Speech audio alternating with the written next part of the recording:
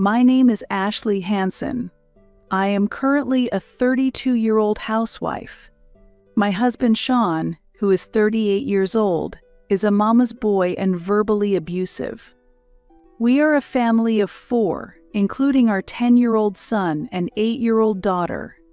After getting married, I have been living with my husband's parents, and for several years now, I have been troubled by my mother-in-law's whims. When I talk to my husband about it, he only says, "Just listen to what my mother says." It seems that my mother-in-law thinks of me as a slave she can use freely. She calls me right after waking up saying, "Come wake me up early," and my day starts by pulling her out of bed with my hands. Then I take her to the bathroom, help her change clothes, and then guide her to the living room for breakfast. My mother-in-law is physically disabled and needs my help to move around. Especially in the mornings, it is difficult for her to walk, but by afternoon, her body loosens up a bit, and she can walk slowly. "Hey, bring me some hot tea quickly. I'm done eating." "Yes, the water will boil soon," I reply, only to be yelled at. "Why didn't you boil the water beforehand? You know that I always have tea after meals." "Yesterday," she said, "don't boil the water until I finish eating." It seems that my mother-in-law enjoys making me suffer. I have been married to Sean for 10 years, but his mother's walking difficulties appeared only in the last 5 years, and they seem to be worsening despite hospital visits. I have suggested walking together as a form of rehabilitation, but she does not listen. Before she had difficulty walking, we used to cook and shop together and got along well. Gradually, she became verbally abusive towards me and started treating me like a slave. She used to call me Ash, but now she calls me Hey or Airhead. Despite this, I cared for her and depended on her in the past, so I try to accept the current difficult situation, but I feel sad when I remember how she used to be. Of course, I consult my husband about this every day. However, all he says is, "Just listen to what my mother says," and he does not listen to me at all when I talk about her health condition. Therefore, I record videos as proof that I have informed him whenever something happens so that he cannot say, "I didn't know, I wasn't aware." After a day of being yelled at and following unreasonable orders until my mother-in-law went to bed, a phone call from my sister-in-law made things even worse. "Hey, Susan is coming back home because she's giving birth, so make sure you take care of her properly." I had not even heard that she was pregnant, let alone married, and now she is coming back to give birth. "Mother, when did Susan get married?" "I didn't know about it. I just found out too. But she said she's coming back." "Do you have a problem with what I ordered?" she yelled loudly. From her words, I realized that I was seen only as a slave and as a caretaker for Susan. I judged that asking further would only upset her more, so I just replied, "Yes, I understand," and ended the conversation. When I went out to buy ingredients for dinner and returned home, there were piles of cardboard boxes in front of the entrance. My son ran up to me as if waiting for my return. "Mom, Auntie says she's going to live here, and she says to make my room hers. Do something," he said. Then my daughter also came, running. "They're saying I have to share a room with my brother. We can fit 2 beds, but there's only room for 1 desk," the children said, looking unhappy. I approached my mother-in-law in the living room to verify the situation. "Mother, is what the children told me true?" However, she started talking over me. "Yes, if you heard it from the children, hurry up and move Tom's belongings to Mia's room. And for dinner, Susan wants to eat steak, so prepare that." I heard Susan was coming, but I didn't know about the children's rooms or that dinner would be steak all of a sudden. Then Susan suddenly started yelling at me. "Hey, Ashley, "You're not in a position to complain to Mom. You're just a parasite. Why are you acting so high and mighty? You should just listen to what Mom says and take care of her," she said, crossing her arms and glaring at me. The children were frightened by Susan's demeanor and hid behind me. "To protect them," I said, "I will discuss this with my husband," and took them to their room. Once we reached the room, the children said, "When is that auntie going back? She's really angry and scary." Even as I was preparing dinner, the children were visibly anxious and didn't want to be left alone, staying close to me. Unable to wait until my husband finished work, I called him. "Did you know that Susan is coming back here to give birth today?" I asked, and he was surprised, not having heard about it either. After explaining the situation and talking about the children, he said, "Mom said to empty one of the children's rooms, right? There's no problem with that. If you have to prepare steak for dinner because Susan wants, just obey Mom. It's natural for Susan to be angry, and you should explain it to the children yourself. But it's impossible to fit 2 beds and a desk in a small room. What are we supposed to do?" "That's not my problem. Figure it out yourself," my husband replied, leaving me feeling hopeless. Seeing my state, my son said, "Mom, it's okay. We just have to endure it," and my daughter also encouraged me. "We can endure it until Auntie leaves. It's all right." Indeed, it's just a matter of enduring until Susan gives birth. It's not like we have to endure forever, as the children have taught me, warming my heart. "Right, we just have to endure until Auntie leaves, but after that, let's return the room to how it was I promised." "I'm sorry for making you endure," I apologized, and the children, who had been looking anxious until now, smiled and said, "Hurry up and make dinner before Auntie gets angry." I then went to the kitchen, took out the meat from the freezer, and started preparing the steak. And not long after, my husband came home in a good mood. In his hand was a box of cake. As dinner time approached, the children came out of their room and were delighted to see the cake box. I thought my husband had bought the cake as an apology for making the children inconvenient and told them, "We'll have the cake after dinner." However, I was mistaken.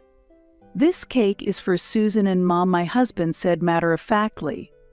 "But why didn't you buy one for the children too? Don't ask such obvious questions." "I bought it because you made Mom and Susan feel bad." My daughter burst into tears, saying, "We haven't done anything wrong," but my husband ignored her and handed the cake to his sister. While holding my crying daughter, I tried to change the subject. "Susan, congratulations on your pregnancy. When is the baby due?" I asked. Laughing, Susan replied, "Ah, thank you. I think it's in October."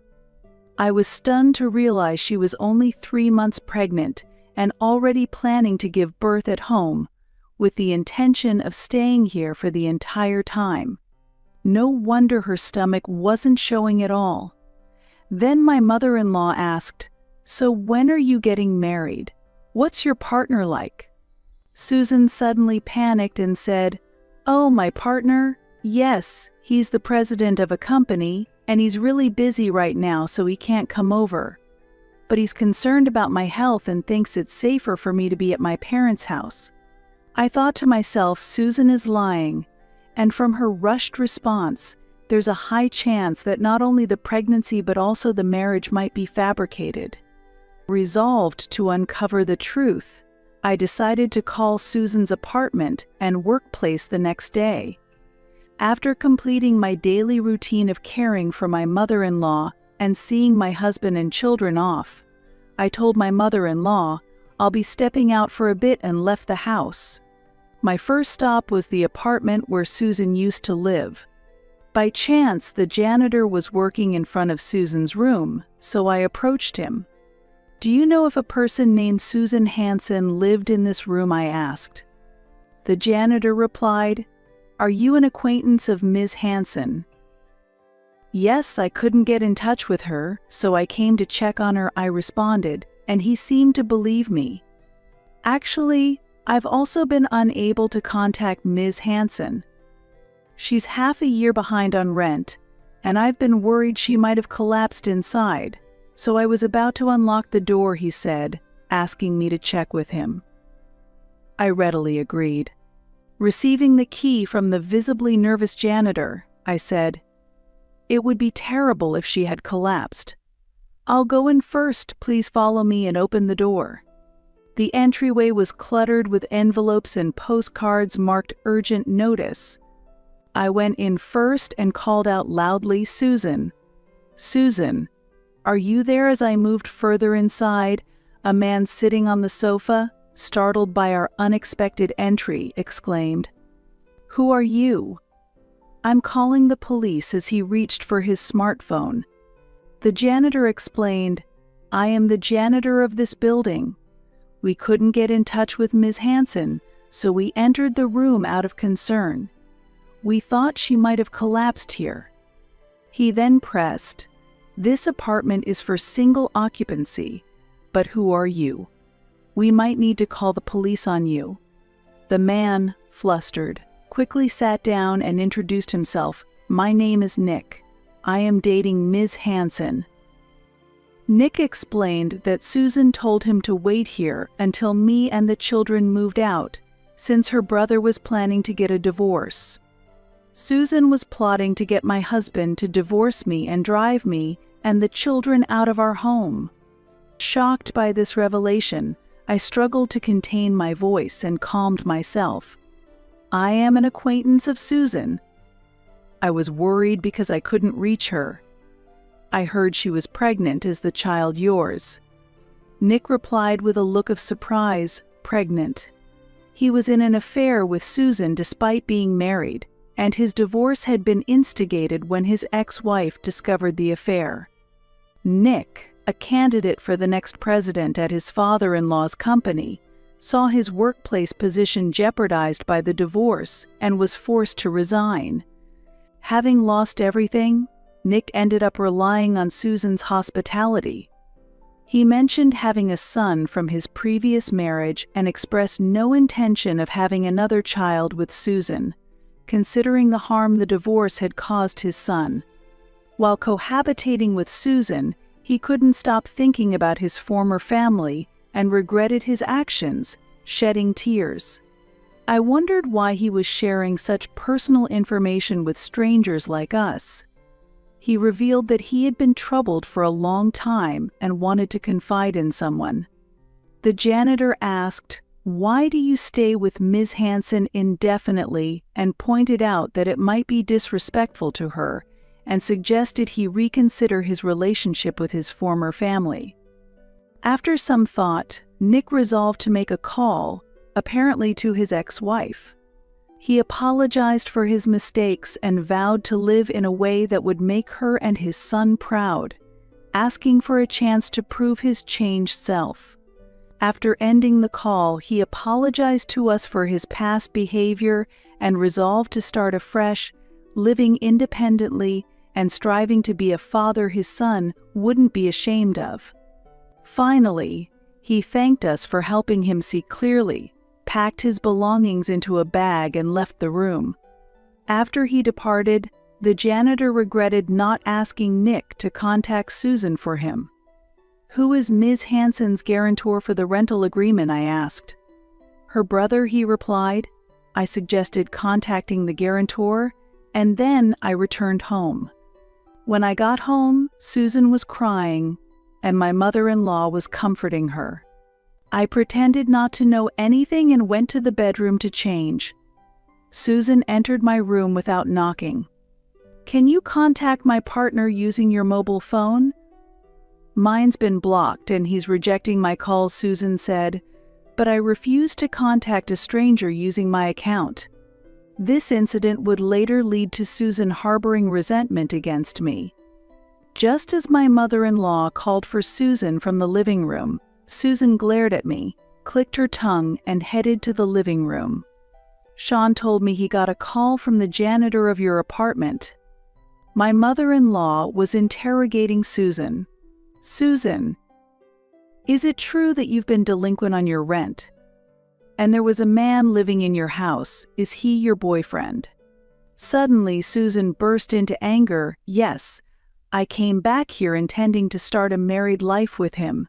But he wants to go back to his original family, so he left to start over alone. After shouting, she began crying again. Susan's words reached me as I was heading to the living room after changing. I couldn't get in touch with him, so I asked Ashley for help, but she refused. She's just being mean, making sure we can't contact each other, she raged, directing her anger at me. How dare she not listen to my request? She's a parasite, she exclaimed childishly, and I hoped faintly that my mother-in-law would rebuke Susan for her words. I thought so too. That woman, despite being an outsider, doesn't understand her place as a daughter-in-law. She's too impudent. My mother-in-law betrayed even that slight hope. Susan, you are going to live here with him, right? Then that daughter-in-law and her children will have to leave, she said. I had spent so much time catering to my mother-in-law's wishes over my children's. I endured all the sarcasm and abuse, hoping for a return to the enjoyable times I once shared with her. But I realized those days would never come again, and I was deeply disappointed. As I entered the living room, the attacks from my mother-in-law and Susan began. I heard you dared to refuse Susan's request. Didn't I tell you? You are parasites and you don't have the right to refuse? Because you guys didn't leave, he got fed up and left. I recalled my interaction with Nick in my heart. The reason his boyfriend left is because his original family was important to him, right? He chose his original family over Susan. So, it's not my fault. I provoked Susan deliberately. I knew provoking her would make her even more aggressive. It was clear that being called a parasite and making my children feel unwanted would continue. I decided to cut ties with this family. You should call him and say, Susan is crying, or please come back to her. Susan suggested childishly, thinking of naive ways to bring back her lover. Finally reaching my limit with her childish thinking and my mother-in-law's agreement. If that's what you say, then let's do it. Please give me his phone number. Then I called the number Susan gave me on speakerphone. When Nick answered, I relayed Susan's words directly. Susan is very sad since you broke up. She's crying, so please come back to her. Nick replied, I don't know who you are, but I have parted ways with Susan. I love my original family. What I had with Susan was a momentary lapse, and I feel nothing but regret now. Hearing this, Susan went insane and grabbed the phone to start speaking. Nick, what about the child in my stomach? You should take responsibility and marry me, Susan demanded. Susan, it wasn't long ago that I bought you medicine and sanitary products because you had severe menstrual pain. Plus, I never had that kind of relationship with you after the shock of my divorce. When Nick countered her argument, Susan fell silent. Nick apologized. I'm sorry, and hung up.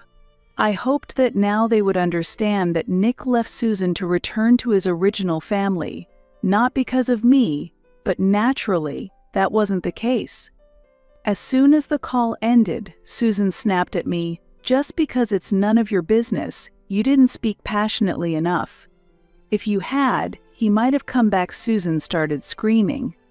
It's your fault he left, even though she is a 35-year-old adult, 3 years older than me.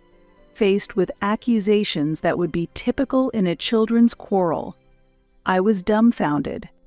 Hearing Susan's breakdown, my mother-in-law said, That's right, it's all your fault. You're definitely a parasite. Leave this house immediately. As expected, I replied. Understood, and began packing. In the evening, when the children returned from school, I told them, "I'm going to divorce your father and leave this house." After a brief thought, my eldest son smiled and said, "That would be best." My daughters smiled similarly. Grandma and aunt were scary, so I wanted to get away soon. I asked the children, "Will you be okay without your father?" My son answered, "Dad was never on our side or Mom's, so it's okay." My daughter asked, "Are we going to live at your grandma's place on your side?"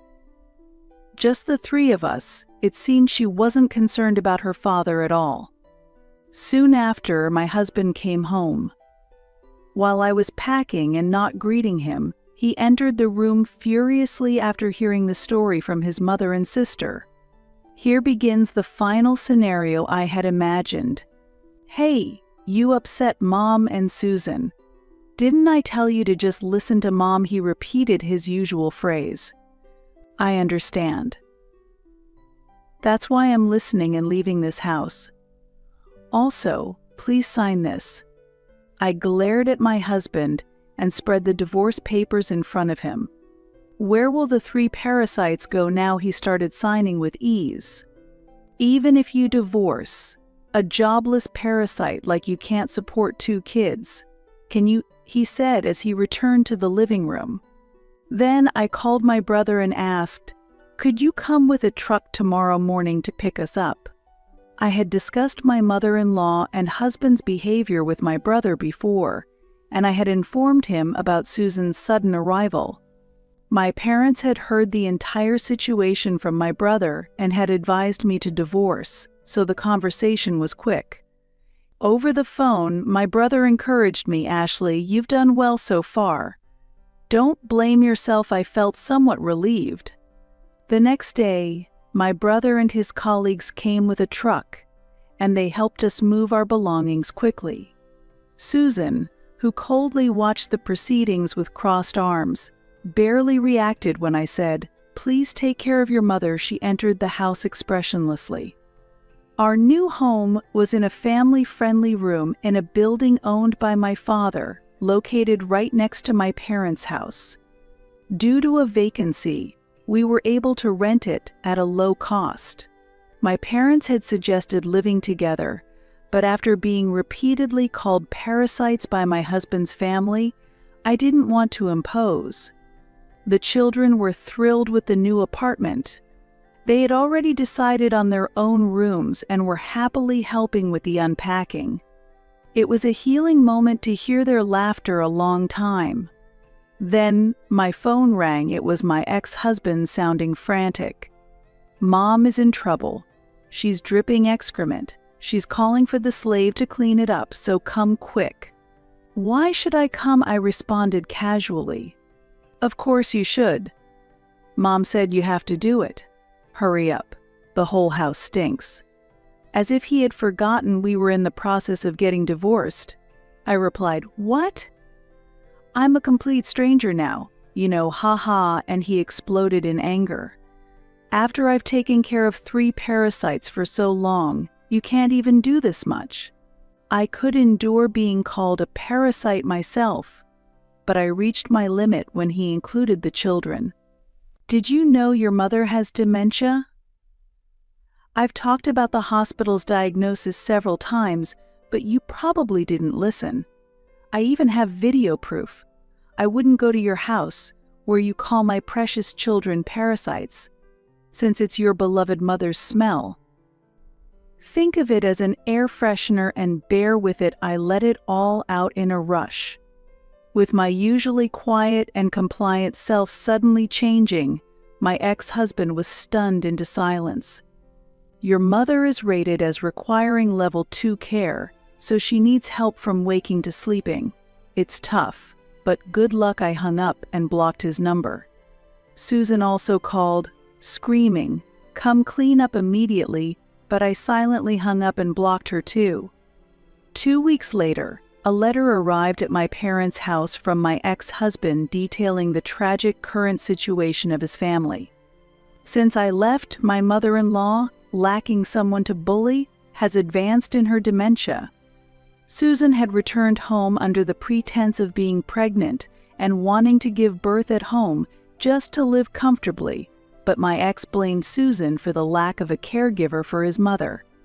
They searched for a care facility but only found expensive ones they couldn't afford, so they continued caregiving at home. Susan wanted to return to her previous apartment, but since the guarantor, my ex, had failed to pay the overdue rent and terminated the lease, she had no place to go and had to continue caregiving. Reluctantly, my ex and Susan took care of their mother, constantly fighting over who should do the caregiving.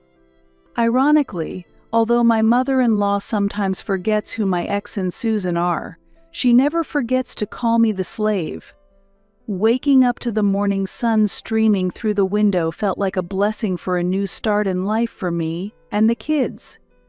I have a pharmacist's license and hospital experience, but currently work in a drugstore. Returning to society after 10 years is challenging, but any hardship feels minor compared to living with my ex's family. The children quickly made friends at their new school and enjoy their daily routines. Above all, I am grateful that we can spend our days smiling as a family,